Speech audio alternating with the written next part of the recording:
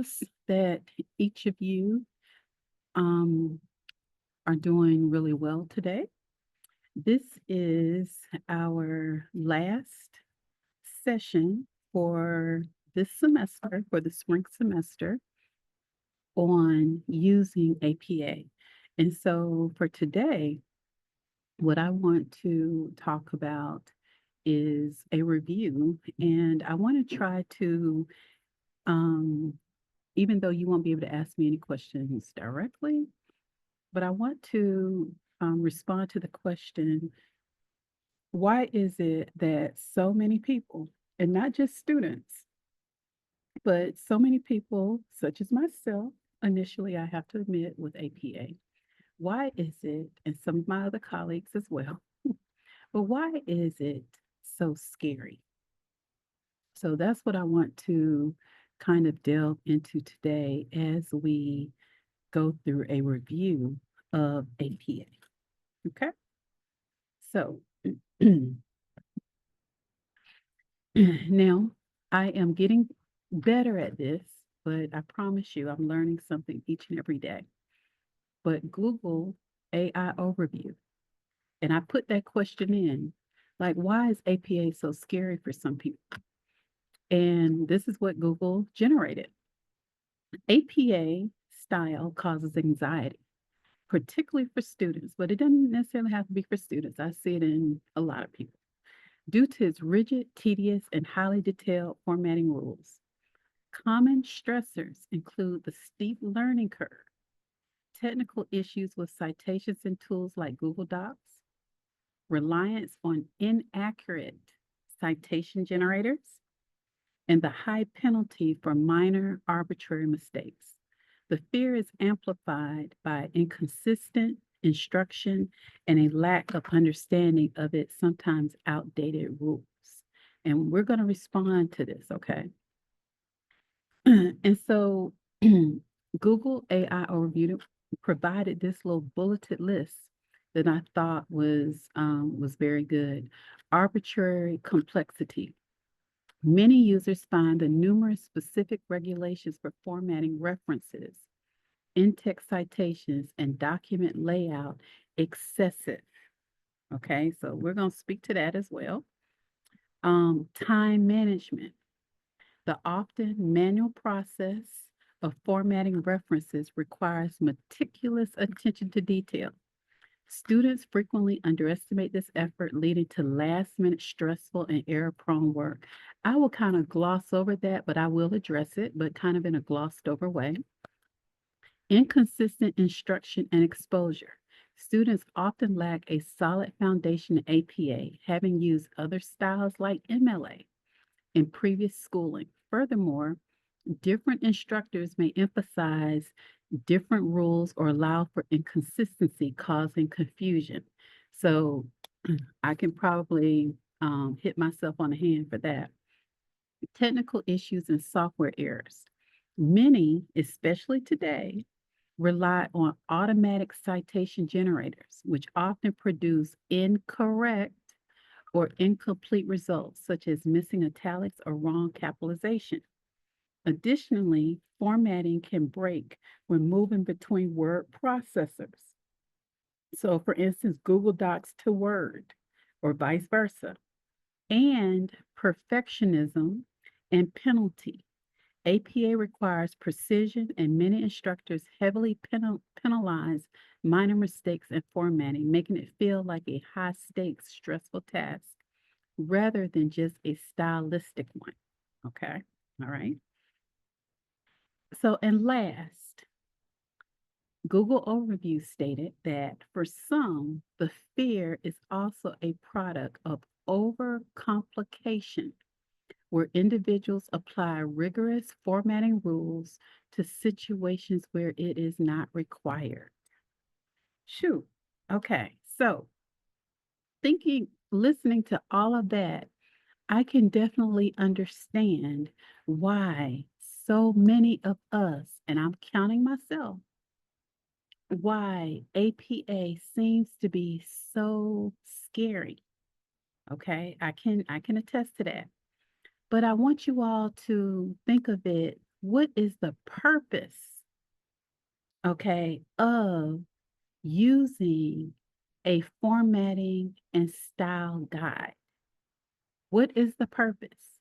Now, on this planet that we call Earth, we are a global society, and even if we weren't on this planet, each and every person is distinctively different. We are uniquely different. We are created differently. Even quintuplets who share the same womb, the same sac, they would still be different. So if we're all going to write and research, if we're all going to read each other's writings and we want to use their information to expound upon our ideas, remember, we're talking about millions, hundreds of millions, billions of people, billions of different people. So, how are we going to communicate our findings? What are going to be our expectations when we are reading and reviewing and citing and studying other people's works in a manner that is efficient to us, that saves us time, where we don't have to look at this, but then we expect this other person to have documented the same way, but they didn't, because remember, they're all different. So that's the purpose of a style guide, to have some consistency. So, what did APA do? And what do any other style guide do? A few people of that entity get together, or a few people of various entities get together, and they come up with a common guide for everyone to follow. And for APA, the reasons are clear: clarity, consistency, credibility, citations, being able to say who said this versus who said that, whose idea it was. Okay. Constructing, documenting, formatting, and providing such where the information is pertinent yet unbiased, meaning that it is applicable to everyone without necessarily pointing fingers at any one particular person. So detached yet equitable, even-handed, fair information. So that is the purpose of APA.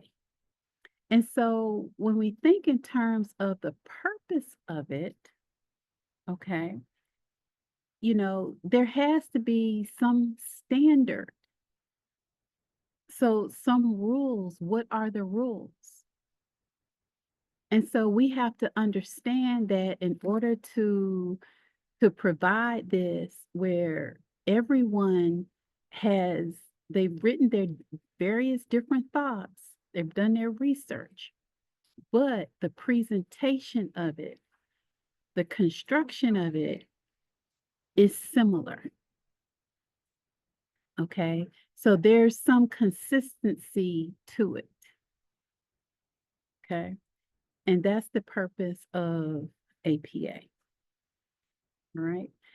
Let me go back to here. Um, so it may seem excessive, but that's the reason. Okay. And the effort is to reduce time. Now, it may take time to actually do it, but I do have some tricks that could kind of help.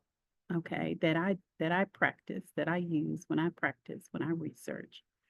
But it may take some time, but the end game is to save time. Okay. Now, inconsistent in structure and exposure. And I am a professor, so I play a part in this too. There are hundreds of different style guides. APA and MLA happen to be the two most popular ones, but there are many others. Various journals, they require their own style guide. So how many journals are there in the world? Okay, so there are many others. What we as researchers, as academians must know is what style guide does this particular publication require? What is it that they want? What style guide, what rules do they want to go by? And then we have to ask ourselves, what version? Okay. So is it the first version? Is it the last version or the latest version? Okay. And then we simply follow the guidelines. That's it. Okay. It's not complicated. It may be tedious, but it's not complicated. We just have to take the time to sit down and do it. And we as instructors, we have to become in tune with what the changes are, which is one reason, and I will plug these two resources that I love, Purdue OWL and Excelsior OWL. Those are two online resources that, well, I'll just tell you, Purdue OWL has not failed me yet. So in over 24 years, Purdue OWL is my favorite. Excelsior is a newer one. It's not new like it used to be for me. But I find that Excelsior OWL is easier for students to understand. So now, if you like ads, you're going to love Purdue OWL. But if you don't like all the ads, Excelsior might be your thing. But even with the ads, Excelsior OWL is still my favorite. Now, we are in the technology age, 2026. Okay, we are. I probably shouldn't have mentioned that date, but we are in 2026.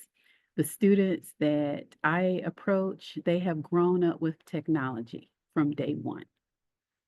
Okay, and guess what? With the introduction of AI, technology is going to change next year as it's changing now. Okay, now when it comes to technology, students today, and maybe some of you, you are using citation generators. Yeah, you're using technology, but guess what? Who programmed the citation generators? What version of the style guide did the citation generator use? The programmer use? When was it last updated? Now, APA today is on its seventh version. So it has changed, not very often, but every few years they'll make some changes. But when it comes to the citation generators, students and researchers today, you have to validate that the citation generator that you're using that is current, which means you have to know APA, which also goes back to find a good resource in addition to the APA style guide, the manual, Purdue Owl, Excelsior Owl are very good sources, resources for you, okay, that will help you validate whether or not that citation generator is giving you good output, okay, that is correct. The other thing is that many of us, depending on what type of machines we're using, okay, what type of computer, whether it is a Microsoft Word processor that you're using, or if you're using Mac, or if you're using one of the word processors like Google Docs, what are you using? Because sometimes when you convert from Word to Google Docs, there may be some breakdown in formatting. All right. Okay. So we have to remember that and take all of that into account. Okay. And then the last thing, perfectionism and penalty. Now, I am an English professor, and honestly, English is my only language, not by choice, but just by growing up, English. Yet, every single day, I have to review something about English and writing every single day. So I say this to say, I am not perfect. I am not expecting perfection from my students, but I am expecting them to always look for improvement and to learn as they go along. So APA does require precision. But again, like I told you, it's not hard, it's not complicated, it's tedious. And so we as professors, we have to realize that we have to learn what we teach as well and be able to point what we've learned to our students. Okay, so minor mistakes may happen, but we have to understand that. But also, those that we teach, our students, they have to understand that in life, attention to detail matters. Think about it. If your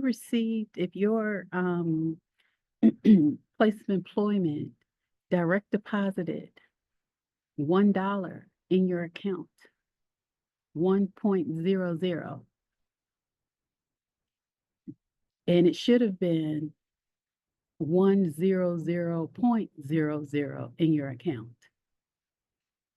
That small matter of detail went unnoticed. Okay. So attention to detail matters. And when it comes to APA, remember the consistency. Remember the purpose of APA. That matters so that we all can be on one accord. Okay. So what I want you to make sure is that you think of these entities. There are some general guidelines, okay? How you set up your paper, how the content looks on the paper, okay? You have to think in terms of your content, okay? What are your thoughts as the researcher versus the thoughts of those entities that you have researched? And we use what separates that, we use in-text citations. So those are very important.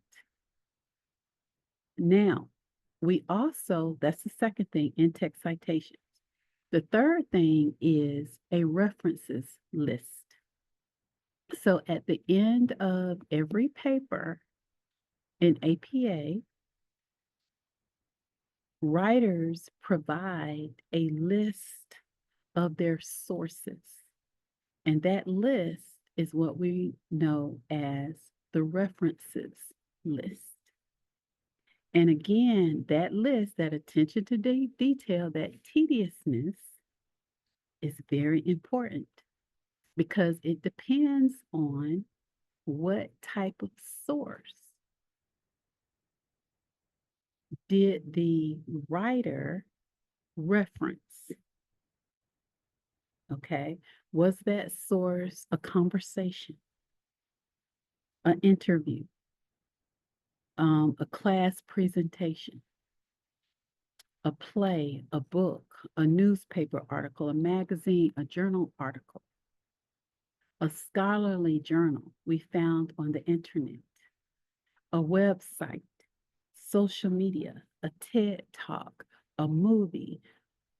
Exactly what source is the writer referencing?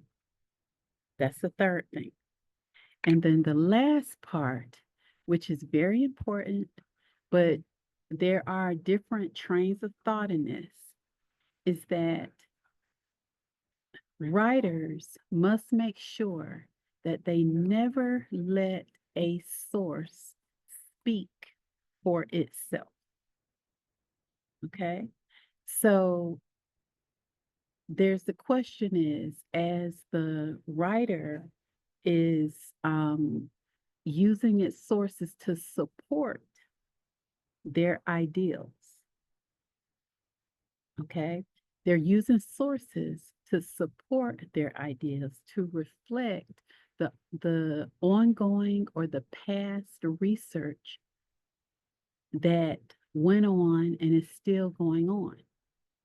But it's important that those sources don't speak for themselves. Basically, writers should not just simply plop a source into the content. Okay. So never let a source speak for itself. Analyze and connect what you found to the point that you aim to make. How does this source support your thesis and relate to your point? Okay, so that is the fourth thing. So here are some general guidelines. Double space, double space. Regular sheet of paper, 8.5 by 11 inches. Now, APA, 1-inch margins all the way around. But remember, I told you, it also depends on who you are writing for, who's going to publish your paper. So if you are an Alabama A&M graduate student, A&M is publishing your final papers. Okay, so we do have a distinction. That left-hand margin, 1.5 inches. Now, this is new because we are in that technology age. Legible fonts. You may say, well, that's not so new. Well, look at this. You can use sans serif fonts, which are Calibri 11-point font, Arial 11-point font, 10-point Lucida Sans Unicode. My favorite, 12-point Times New Roman. But look, 11-point Georgia, 10-point Computer Modern. The previous APA version, legible fonts, and they would infer 12-point Times New Roman or 12-point Arial, but we are in the technology age. So those fonts are clear because we're in the technology arena, okay? Now, sections. Now, the typical sections, title page, abstract, main body, references. But again, it depends on your publisher. If you're a graduate student, the main ones, title page, abstract, table of contents, and the chapters, introduction, literature review, methodology, results, discussion, conclusion, Appendices, if you have them, and references. Okay. Now, but again, it would depend on your advisor, depend on the area, in which you're writing. Okay. So it would depend. Running header, we do not use that at A&M. And it's also, I think that may be going away at some point, a running header, okay, for APA.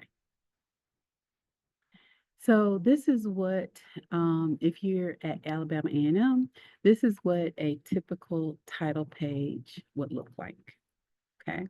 But again, it depends on who you're writing for, okay? Right. This is an example of an abstract, okay? And note, again, if you're at Alabama A&M, the abstract, this is pretty much a summary of your research. So for the last 2, 3, 10 years, okay, how would you summarize your research? What are some of your main findings? What was your main objectives? What was your thesis that you're working with, et cetera. But this is a summary. So master's degree candidates, 250 words or less. Doctoral degree candidates, 350 words or less. The abstract is not indented. Okay. And then keywords. And the keywords are mainly used for cataloging and indexing purposes. So you don't want to have any duplication because that would duplicate the words. So you don't want to do that.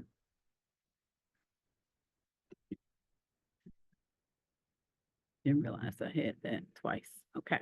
So, all right. So now, let's get into the second part. So we've gone over the guidelines. So the second part, we're going to deal with the content.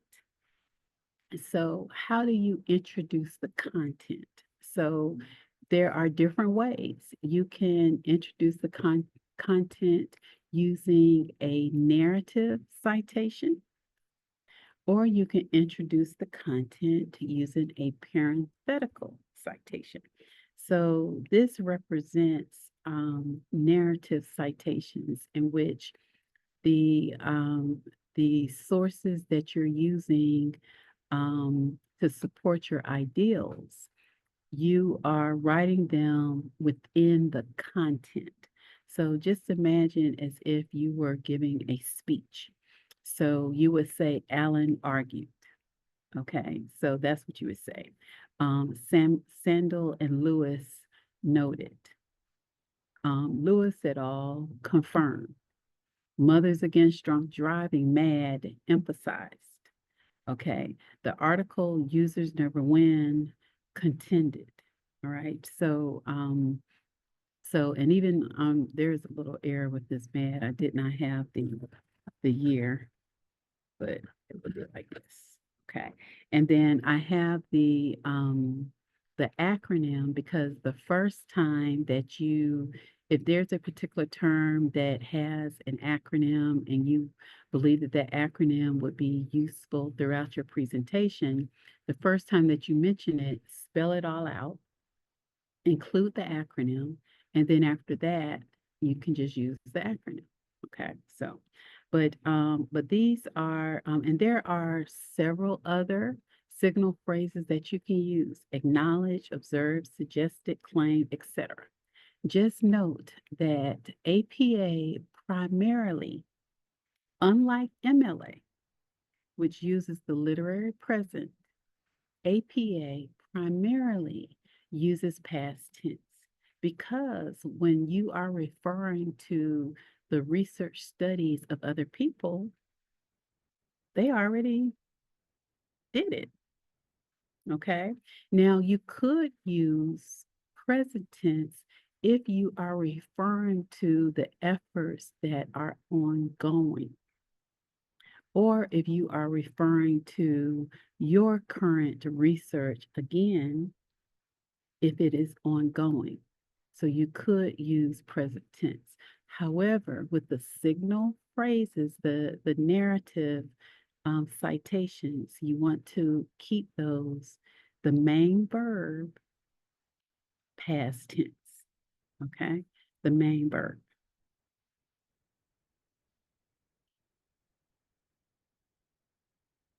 Okay.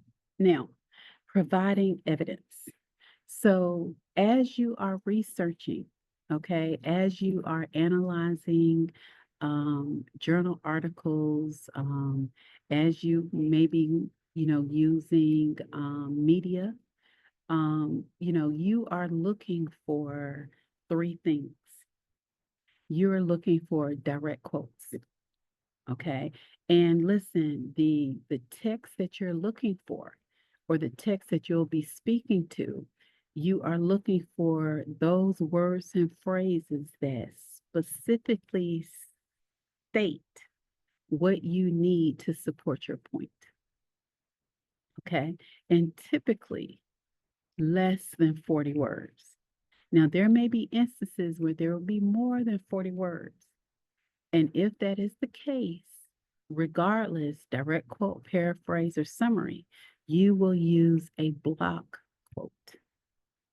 Okay, just note that block quote. However, if it's less than that, you can write it within your paragraphs. So it won't look as if it's a block to itself. Okay. So, but direct quotes. Um, and direct quotes, you are using words exactly as the author stated and wrote. If you want to make changes to what the author stated or wrote, then there are different monikers that you can use that will kind of infer that you either cut off some of it, okay, or that you maybe spelled something. Sometimes in publications, spelling, we may miss a spelling or such, or verb tense or such, where there are different monikers that you can use that will let the reader know that this wasn't the original version. We just corrected it. Sometimes it may be that um, we have to make a change so that it flows in our writing. Okay, so, but you have to use a moniker to let readers know that that is that specific change. Okay, so, and usually you might use SP, to note spelling, or you might use the ellipses, dot, space, dot, space, dot, space to let readers know that you cut off some text. Okay, so just note that. Now, paraphrasing. Okay, paraphrasing is you're just going to attack chunks. So, larger chunks of information, and you're going to reword that information in your own words. Okay, so this is much different than just changing a word or two or deleting a word or a sentence. That's not paraphrasing. I think that's plagiarizing. We don't want to do that. Okay, so to paraphrase, you're going to take the whole thing, the whole chunk, and you're going to regurgitate it in your own words so that the idea is the same. But the idea is not yours, it's the author's. Okay, so that's paraphrase. Now, direct quotes require double quotes. Paraphrasing does not require double quotes. If it is over 40 words, you will have to show it as a block. Okay. Summaries. This is where you're taking even larger chunks of information. So this could be a page of information and you summarize it. It could be a whole chapter of information and you summarize it. It could even be a whole book, but you summarize it. Okay. So again, you're just summarizing that large chunk into your own words. Okay. And again, it does not require double quotes. Okay. And with the paraphrasing and summaries, now those help us really. Because let's say if I were to cite a whole page and I just copied and pasted plunk into my paper, and my paper is 10 pages long. Okay. And I'm using a whole page of somebody else's words. Well, now that author has like a 10% or so stake in my paper, which that is a considerable chunk. So really, that author may have some rights to my paper. Okay. So we don't want to confuse readers like, well, wait a minute, she used so is this a joint author, a co-author of her paper? So no. So you want to paraphrase or summarize that information. For a whole page, you want to summarize it.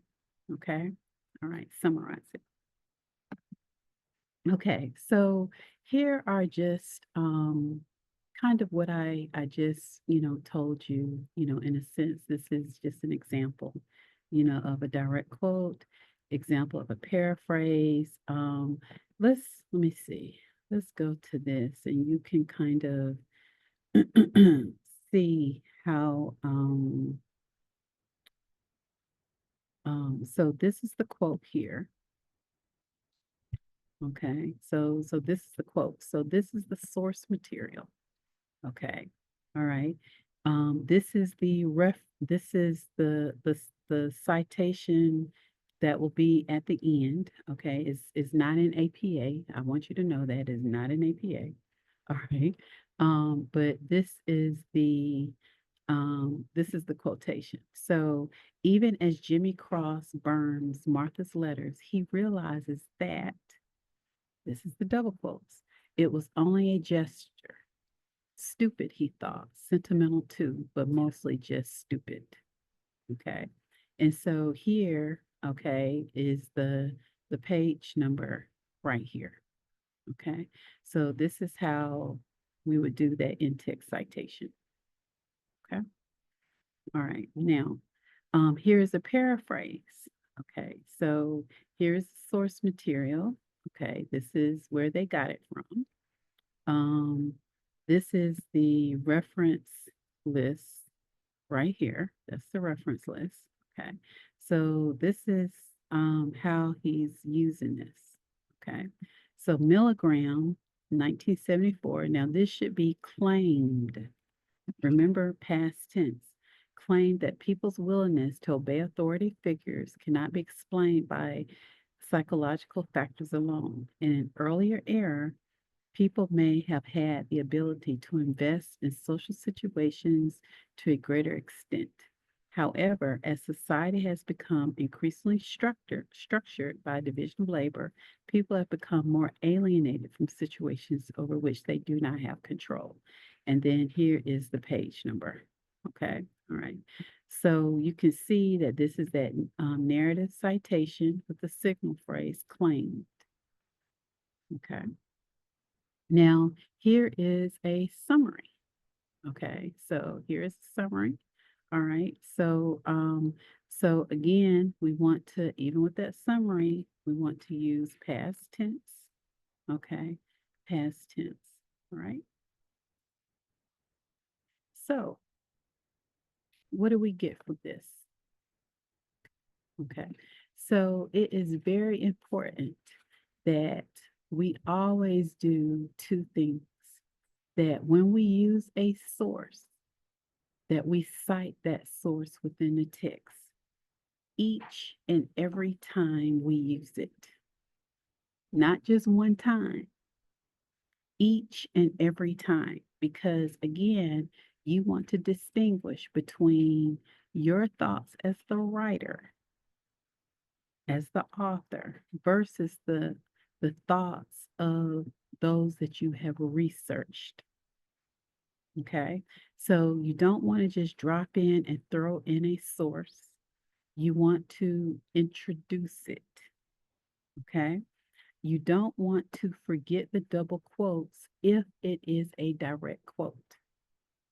Okay. You don't want to forget the in-text citations after your evidence. And your evidence is going to be your direct quotes, your paraphrase, or your summary. Okay. Um, and remember, always provide the context of your source. And that's going to go after the in-text citation. So share with your readers how that source supports, proves, or states what you needed to say. Okay.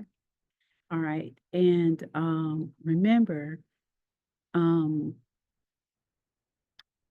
literary present tense or future tense are very special situations. Okay. So, so beware of that. Okay. Oops. Okay. All right. So the parenthetical citation. So make sure that you are cognizant of the strength of your evidence. Speak to strategy. Um, Double quotes will go around the whole parenthetical. Okay, so not just the date or page numbers. Okay. All right. So be cognizant of format, be cognizant of your word count because you need to know whether or not you need to use a block quote or not. Okay. Be cognizant of your context for the source and make sure, remember, mainly past tense, but there may be some instances where you will have to use present tense. But mainly, if the research has already been done, that's past tense. But if you're speaking to things that are ongoing, still continuing, then present tense. Um, let's see. Okay, so we've gone over that slide. Okay. Okay, and again, remember, never let a source speak for itself. Okay. Now, so these are some guidelines for APA. So in APA, you want to be precise, concise, active voice, not passive. Past tense mainly, then present tense. You want to use direct language. Okay. You want to be logical, consistent, organized, and professional. Your data, you want that to be clear and concise. And you want to be respectful, preserving the dignity of the individuals. Hence, you're giving them credit where credit is due with the in-text citations as well as the references, the list of references.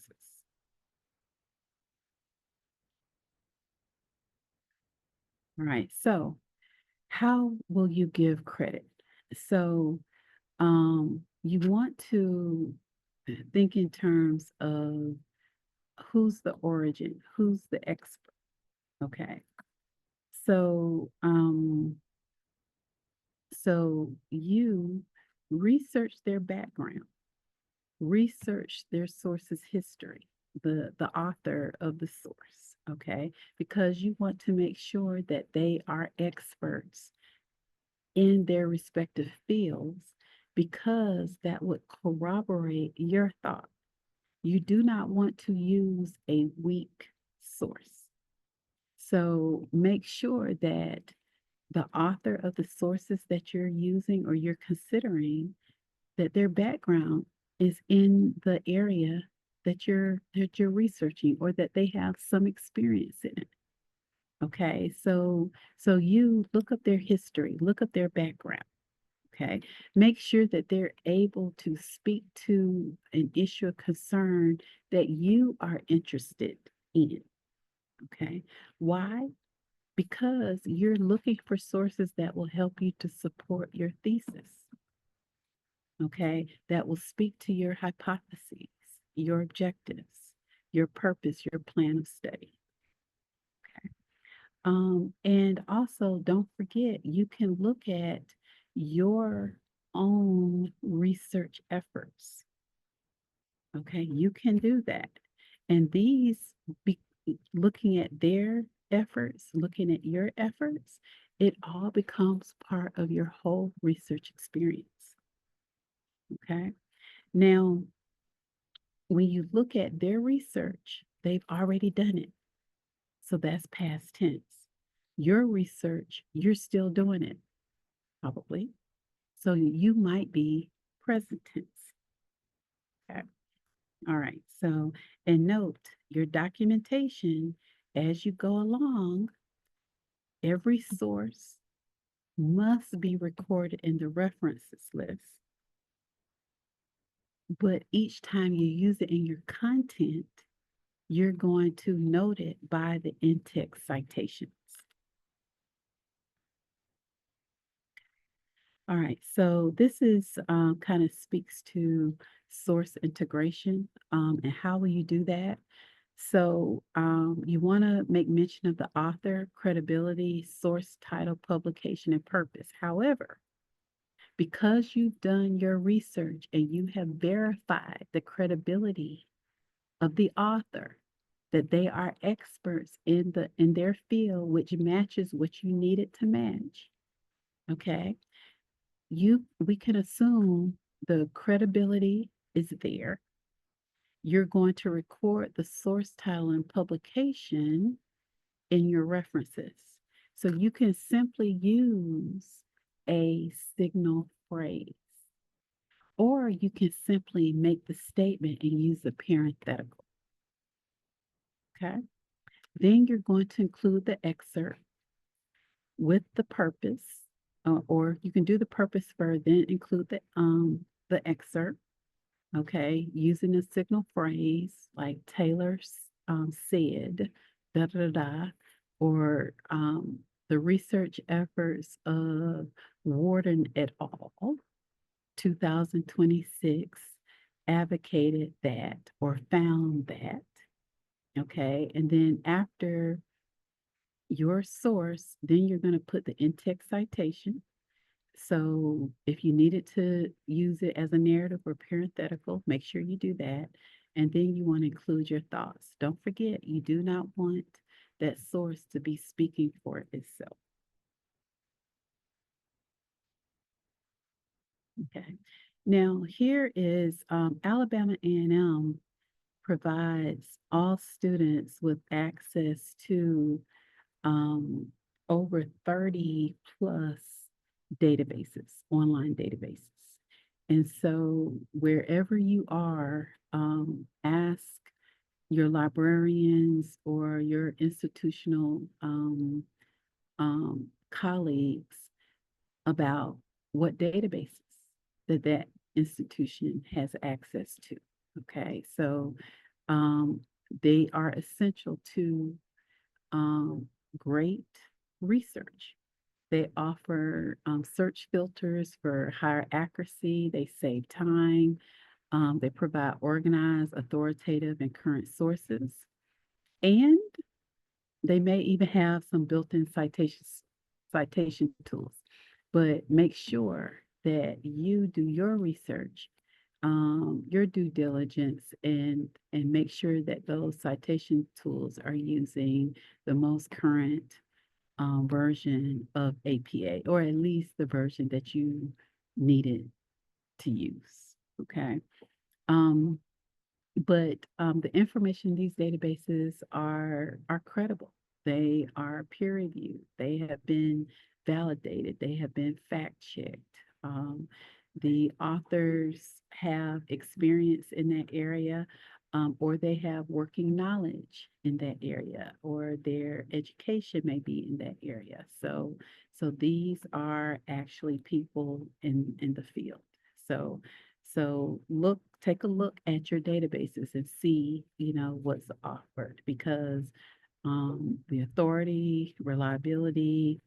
You're able to target your search options, gives you exclusive content because information today is not cheap. Okay, so institutions pay a lot of money, okay, for the information in these databases. And this is not AI. Okay, so not sure how the future of AI, but no, this is not AI. Okay, enhanced efficiency, currency, and credibility. And you can also change the dates in a sense. So you can target if you only want to look at sources that are 2 years old or younger. Or you can open it up. You want to look at sources that are 20 plus years old. So the older sources could speak to if you want to give some sort of historical viewpoint of, you know, your study, your research. Okay.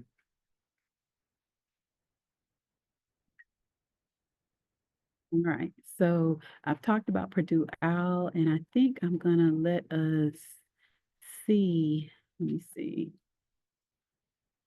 Um, let me see. Okay, we've talked about, but I'm gonna let us see. But let's look at this. Okay, so these are some basics in the references section. So remember I told you that at the end of your paper, you will have a list of sources that you used in your paper. Okay. And also, I was talking to a colleague of mine, and she stated that oftentimes, remember, many of us, we are researching and writing and just exploring different things and authoring different papers. And so there may be a lot of overlap from time to time. And because there are, hundreds of millions, billions of people, is virtually impossible for us to be current on every single piece of research that is ongoing. Okay. So there may be instances in which, you may find a source later that or maybe even during, but it did not necessarily make the cutoff line in your timeline. But you may want to add it to your references section because it pretty much says the same thing that some of the other sources stated. Okay. So, but typically your references section includes those sources that you used in your paper. But remember, it's the idea that we're documenting. Okay. The idea. Who said what? And sometimes, even though we're different, sometimes we have come up to the same conclusion, but we took different paths to get there. Okay. So that's the reference section. So just note that all lines after the first line, they have to be indented. And we call that a hanging indentation. So from the left margin, so look at this hanging indentation. Okay. So the first line is not indented, but the second and subsequent ones are. Okay. And you can also note that these are in alphabetical order. Okay. And look at how APA, all authors' names should be inverted. So we're going to start with the last name. The last name. Okay. And note initials.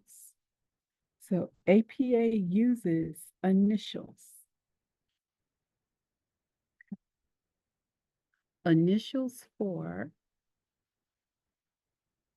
first names and middle names. So Jane Marie Smith would be known as Smith, comma, J period space, M period. If Jane did not have a middle name, or we just didn't know what it was, it would just be Smith, comma, space, J, period.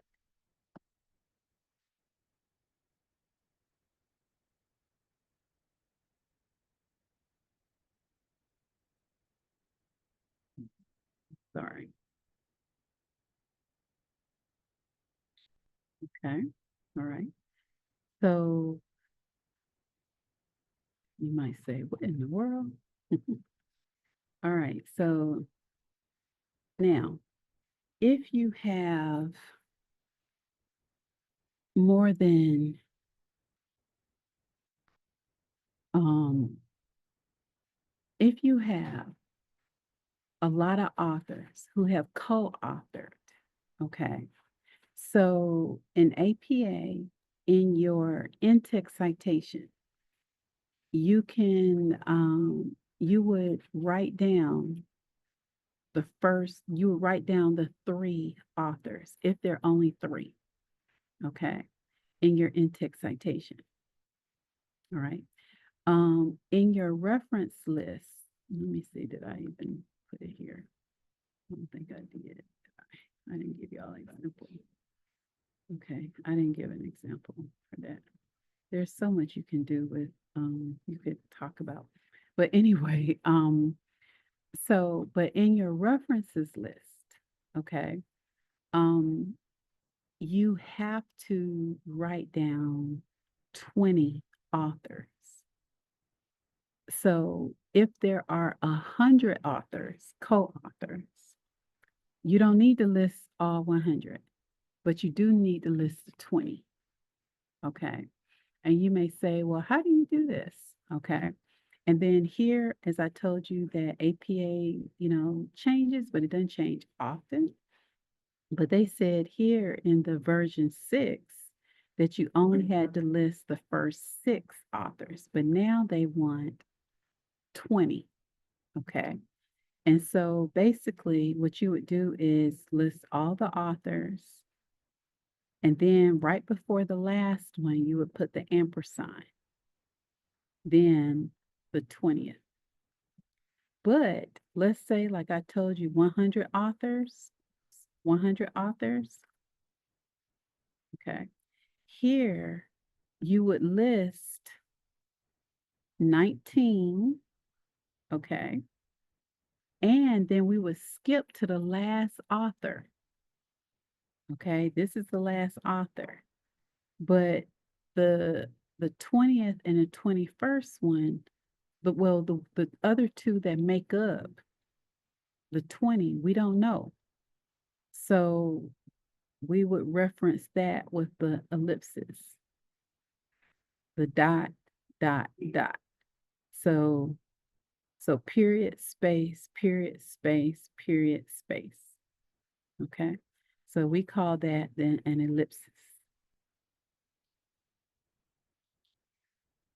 Now, what if we had authors, the same author, but different articles or information, okay, different sources? Well, we would look at the date.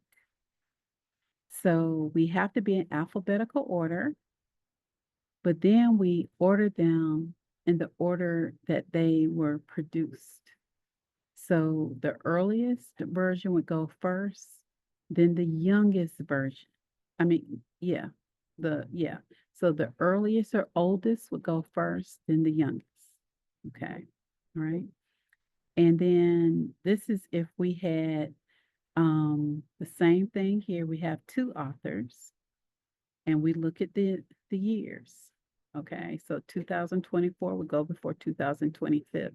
And note that we have to use the year, but sometimes we may know the month. So we would have the year, comma, space, and then the month. Okay. Sometimes we may even have, did I do it? I didn't do it on here. Let me see. Sometimes we may even have the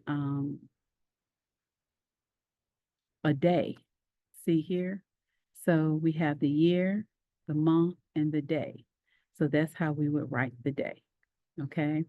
And then note also what's italicized. So all journal articles are italicized, as well as the volume number is italicized as well. So there's a lot. So again, this isn't complicated, but it is what? Tedious. Okay. All right. So let's look at some article information. Okay. All right. Okay. So again, this is the basics. So we want to present our journal titles in full. So no abbreviations, okay, or anything. So if our journal title was called The Journal of Everything We Hold Dear in the Neighborhood, we need to write that down if that's what it's called. Okay. So we won't just use acronyms. Okay. Whatever that journal is called, we need to write it down. We aren't going to truncate any words and use the ellipses, dot, dot, dot. No, we aren't going to use any abbreviations. Instead of spelling journal, I'm just going to put a R and a period, and that's just an abbreviation. No, no abbreviations. You want to use the whole full title. Okay. If there's any non-standard punctuation and capitalization in the title, if you see it in the print of your journal, then use that. Okay. You don't want to change it. So if it's written like this, you everything is all, well, Sophia is all cap. You don't want a lowercase Sophia. Okay. Now, another thing that students miss is the the article titles of the journal articles. Okay.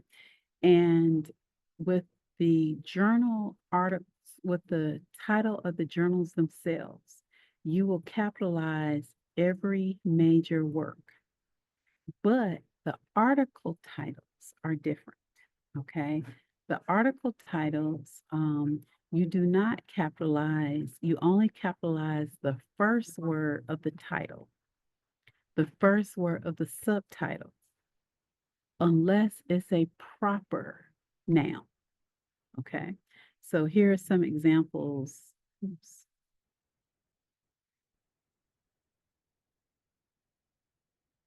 Okay. Here are some examples of this. Okay. So here is oceanographic. No, wait a minute. I'm sorry. Here it is. Deep blue.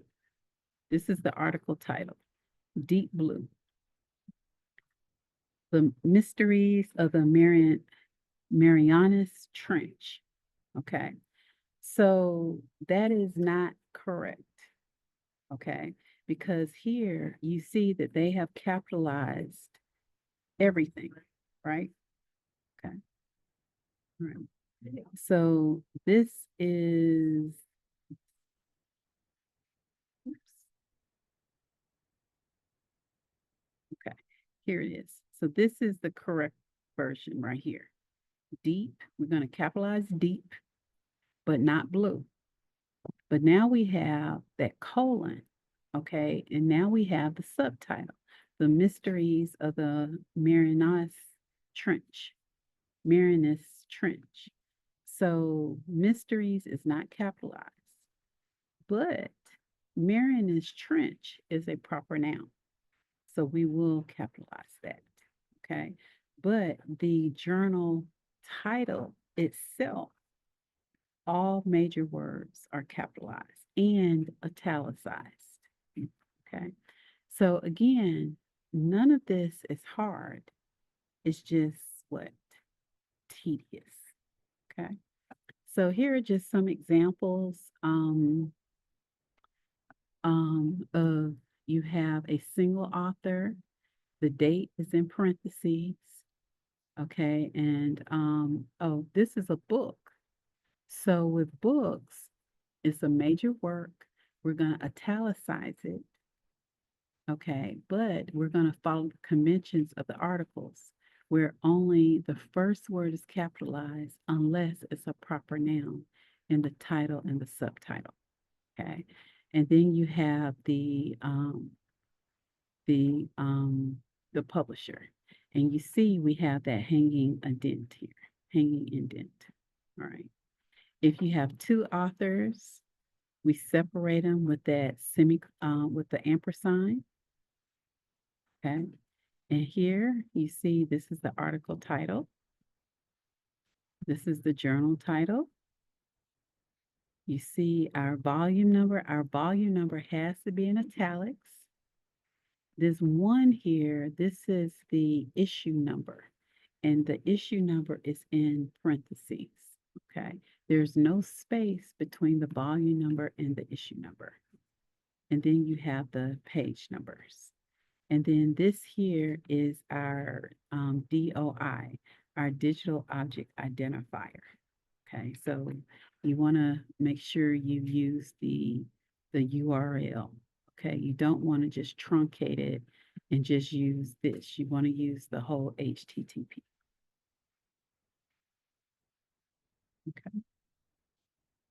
Mhm. So, and here's some more examples and whatnot of that. So, so there is so much that we can say about APA. Um, I wanted to kind of talk about some of the tables, but I think that our time is kind of winding down, but there's just so much. But again, use those resources. OWL, the Purdue OWL, owl.english.edu, as well as owl.excelsior.edu. And let me see, I think I may have, um, so this is Purdue OWL. Go down Purdue OWL's website on APA. And then also look for Excelsior's on APA. So, and I can also share you, let me see, a little bit of what those might look like. So this is Excelsior right here. This is what Excelsior Online Writing Lab, owl.excelsior.edu. Okay. All right. And you can see how the structure is it. Many of my students really like, just how they have organized and structured their site. And then here is Purdue OWL right here. So, and here was one on tables and whatnot. So, and whatnot. And I will just say for your tables and figures, the key question is in your research when you're putting together your paper, is the table or figure necessary? And can your readers easily see what you want them to see? Okay. So you want to appeal on that visual level. But those are the two resources that I primarily use in my research. Okay, so those are the two, and let's just go back at the beginning just to make sure I spoke. I think to everything. Oops.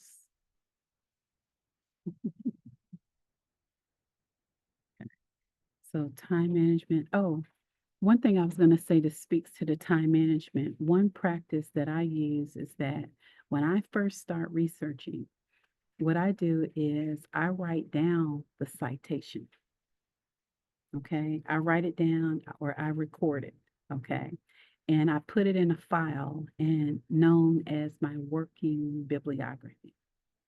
And if I'm smart about it, okay, I take the time right then and there to put it in APA, right there where it's fresh on my mind. I put it in APA. and it is in my working file called my working bibliography. And so from that point on, if I ever need that source, I have all the information that I need to get back to that source. I have the URL because guess what? We're in technology area. So the URLs are great, but I also have the authors, I also have the title, I also have the publication, I also have the volume, I also have the issue number, I have the page numbers, I have everything that I need while it's fresh on my mind. And that goes in my working bibliography. Okay. And so to me, I already put it in there. It helps to eliminate the stress. And from that point on, it's just simply copy and pasting. Now, if you do want to use some of the electronic generators, that's fine. But just note that you're going to have to put that information in the generator. So you're going to have to put the author's name in the generator. You're going to have to put the title in the generator. You're going to have to put all of this information in the generator where, you could easily just kind of do it as you work along. So, and then if by chance that particular source you can pull up, because sometimes, especially online, we can find the citations. They do give us the citations, but we have to know the version that they are using, which means we have to know the the current APA version ourselves to make sure that the format and style that they're giving us is correct. So again, technology is great, but guess what? It does not replace you or me. Okay. So just be cognizant of that. So so I think I have kind of answered all of that. And again, I will just say again that, APA, the purpose, we all want to make sure that we produce material that is not just beneficial for us, but that is beneficial for our readers to come, our future researchers to come, that they're able to easily, find our document, find our information, and actually read our information, and that the order and organization is not unfamiliar with them, depending on, the format. Also note that there are hundreds of different style guides. Every magazine has a style guide. Okay, so if you want to publish for this magazine, more than likely you're going to have to look up its style guide and follow it. Okay, so thank you so much for attending our final workshop for the spring semester of 2026. Look for us in the fall to do even more workshops. And if you have any questions in this matter, you may send your questions to write, WRITE dot place, PLACE at AAMU edu.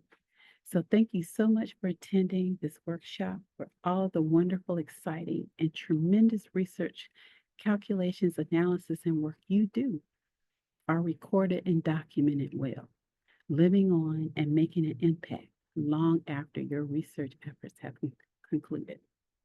I am Mrs. Kietta L. Walker Parker, and again, it has been my pleasure. Ta-da!